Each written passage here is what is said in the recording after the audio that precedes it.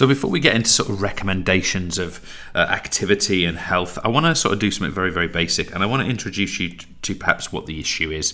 So I've got a chart here which is it's from the National Obesity, what's called the National Obesity Observatory, and it's some data. It's actually from 2010, which I realise guys are going to say, well, James, that's a long time ago, and I do agree with you, but it's the most sort of reliable and comparative data I could get my hands on.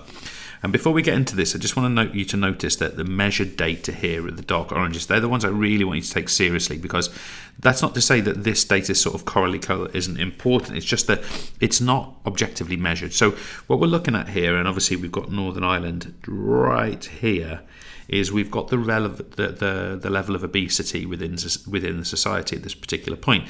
Now you can see here that Northern Ireland sits pretty much bang in line with Australia, England, Canada. Not as high as Scotland, for example, for levels of obesity. Remember, obesity is a BMI of greater than 30. We'll perhaps look at that in detail in other places. But what we're saying here is that Northern Ireland, along with lots of sort of the developed world, has you've got a commonly, there are 1/4 of all people who are experiencing obesity. Now, obesity is a serious health problem. So the point we want to, or the prefix before we get into this physical health, is that there is an issue here. And we're sort of trying to think, well, what are the consequences of this and what things might remedy that? Now, a good place to start that is to think about guidance. Okay, if we think about activity for a second, and we're going to obviously look at diet and nutrition elsewhere, but if we think about guidance for a second, this is the guidance for an adult in terms of activity levels.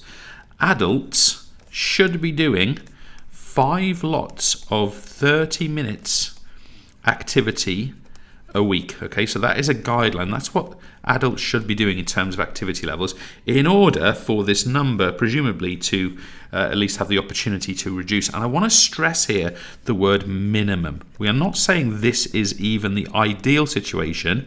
This is the minimum layer of activity that adults should be doing. Now, if we then look at that in relation to children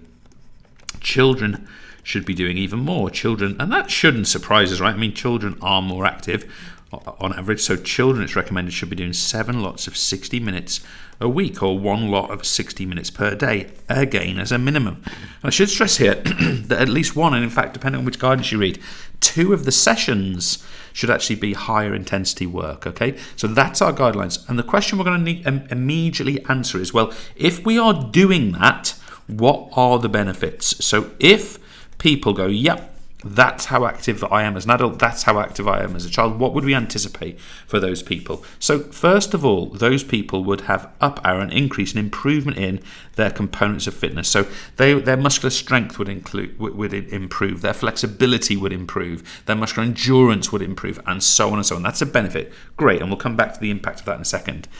They would also have an increase in physical fitness. Now, I'm going to define for you in a few moments' time the difference or the distinction between physical fitness for health and for performance. So just bear with me, and before we come back to on that one, we might expect participants to experience, and we've looked at this in other aspects of our study, muscle hypertrophy. Remember, this is a muscle which is increasing in cross-sectional area. Okay, so a muscle that's effectively getting bigger. That we would expect that to be the case. We would expect someone would be able to control their weight. That's why our obesity stats there are kind of interesting, because someone who is regularly participating, they're more likely to control their weight. We could refer this as having a neutral or positive energy balance. Okay, in other words, the energy they're taking in and the energy they're spending are equivalent. Let's move this on.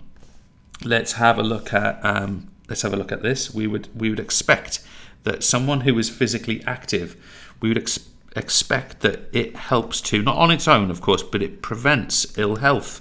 We know, for example, that activity improves the quality and strength of the immune system. What about this one? What about if I said to you, fine, well, what about this? We get an improvement, up arrow, in mental health. And we're going to look, maybe you have already, at mental health in detail, and it's really a serious conversation, and activity helps to control and improve that scenario.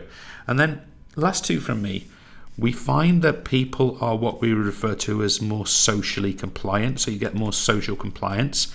An example of this might be less likely or less tendency towards crime, for example, or social compliance doesn't need to be as serious as a crime. It could be, fewer occasions someone misses work or calls in sick. These kind of things might be the case. And then finally, guys, we find for people that they have an up arrow, an increase in sleep quality, and that brings all of the knock-on benefits that we'll look at within that particular tutorial. So that is why doing this exercise at this rate would appear to be a good thing.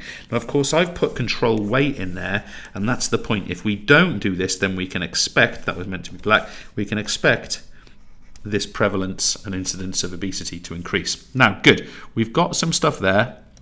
Let's think of the other side of this coin. What happens then if somebody or a group of people are sedentary or lead what we're going to refer to as a sedentary, there's an I in there, as a sedentary lifestyle? And you might be thinking, James, what the hell does sedentary mean? Sedentary basically means too much time of someone sitting down or too much time with someone lying down. Okay, so by the way, this is meant to be sitting and this is meant to be, lying down.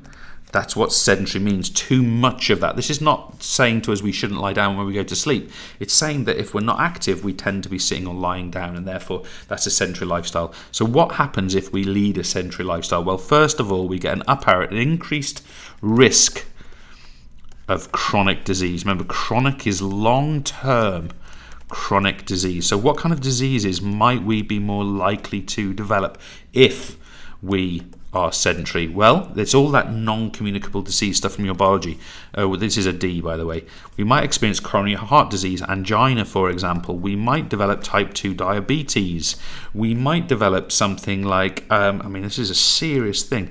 We might be more prone to develop something like bowel cancer. We might be more likely to develop a condition like osteoporosis. Remember that osteoporosis is effectively brittle bones because the bone matrix is not strong enough, it's not been developed enough with enough sort of weight-bearing activity and calcium. So that's one risk. The second thing is people have an increased up arrow risk of cognitive decline. Okay, so people who are not active, things like their memory might be less effective, but also it can lead to health conditions as well.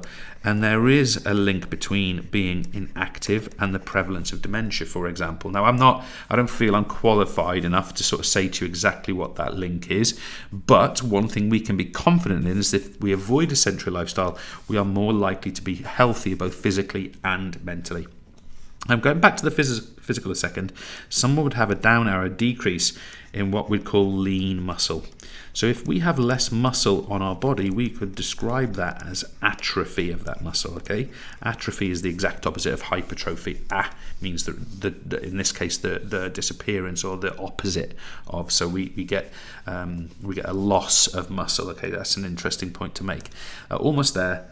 We also get, on the psychological side, we get an up arrow, an increased risk of depression, or let's call it mental illness in a more general sense. Again, we're going to look at that in more detail, maybe you have already. And then finally, guys, I mentioned this before with the active side, we get a down or a decrease in the capacity of our immune system. Now, I happen to be recording this during the COVID epidemic, pandemic, and right at the end of the lockdown in where are we now? At the end of June 2020, and this is a really serious thing to say. Now, the last thing I want to sort of finish off with today are two definitions. Cordelia, what a lot of words to be presented all in one go. What I want to stress to you here, guys, is that there is a difference in what we would consider to be physical fitness for health and physical fitness for performance. Okay, these are different things, all right? So when we're talking about fitness, notice that for health, we're talking about doing enough exercise to keep the body in reasonable working order. So this could be a relatively sedentary person who's able to walk to work, who's able to, ride a bike, who's able to, let's say, carry a child, who's able to, let's say, wash a car. All these things that might be considered to be like, or I'll tell you another good one, might be able to, it's got enough fitness to do the gardening, this sort of thing, right? This is what we call physical fitness for health. And we just wanted to distinguish that between physical fitness for performance, okay? And this is a higher baseline of regular exercise and the body's in the best shape to perform physical activities, okay? So this is being able to play a football match. say. This is being able to, I don't know, just picking examples, this is being able to do gymnastics. This is being able to go for a run for fitness and for recreation. I mean, these are different layers, but they're both considered to be physical fitness. So it's just important to be able to distinguish between those two things. Cheers.